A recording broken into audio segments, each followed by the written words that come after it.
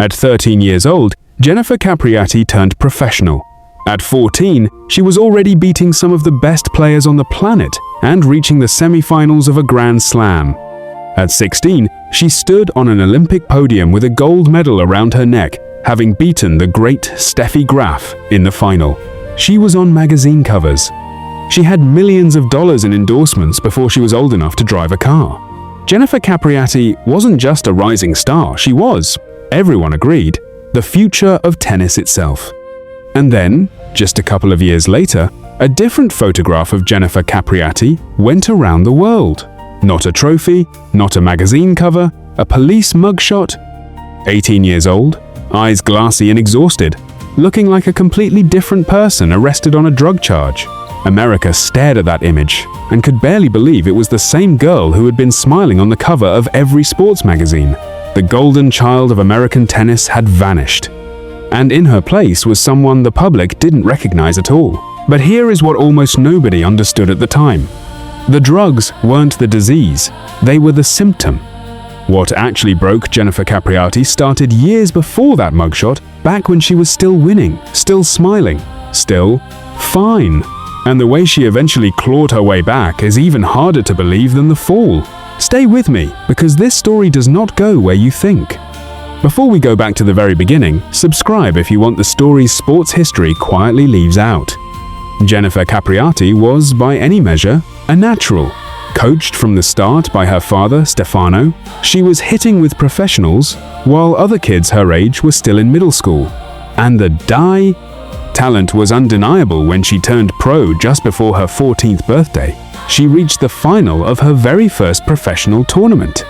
Within months, she was ranked in the world's top 10, the youngest player ever to get there. But keep one thing in mind as we go, she was a child. 13, 14 years old, carrying the hopes of an entire sport, a family, and a small industry of sponsors on her shoulders. The tennis world looked at her and saw the next legend. Almost nobody stopped to ask what that pressure does to a kid who isn't even old enough to drive. Remember that question? It's the whole story. For a while, the fairy tale held. The magazine covers, the endorsement deals, the Olympic gold in 1992. From the outside, Jennifer Capriati was living every young athlete's dream. But behind the curtain, something was quietly breaking. The joy was draining out of the game. Tennis had stopped being something she played and become something she owed to her sponsors, to the press, to everyone who needed her to keep being the prodigy. There were no ordinary teenage years.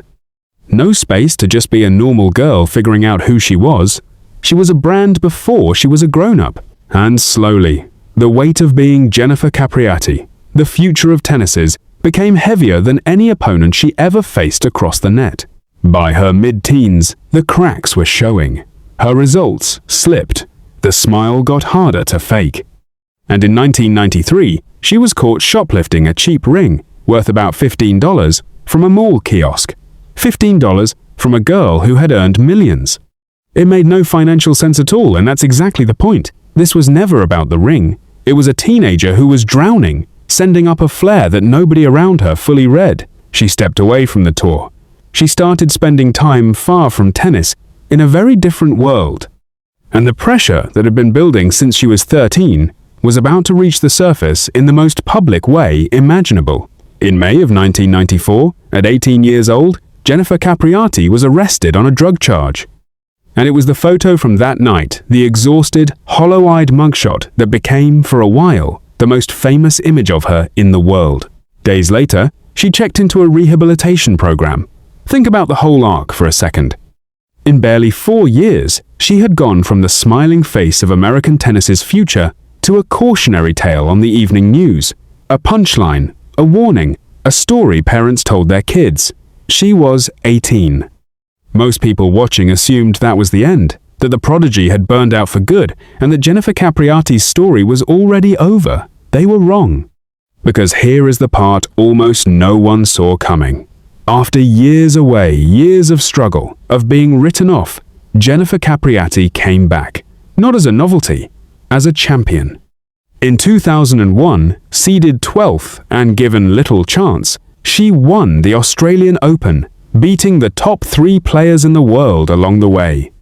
A few months later, she won the French Open, surviving a brutal final that went 12 games to 10 in the deciding set.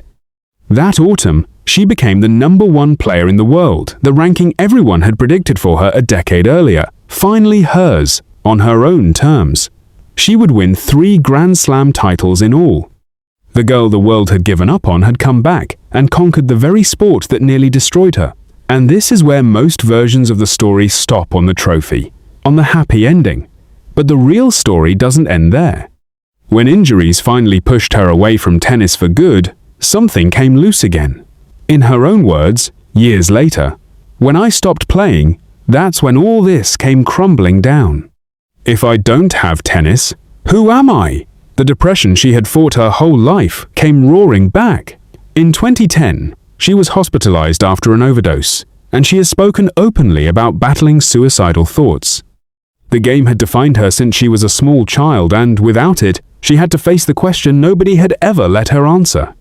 So here is the real story of Jennifer Capriati, the one the record books never explain. Remember the question from the beginning: what does that kind of pressure do to a child who never got to choose? That was always the point. She didn't fall because she was weak.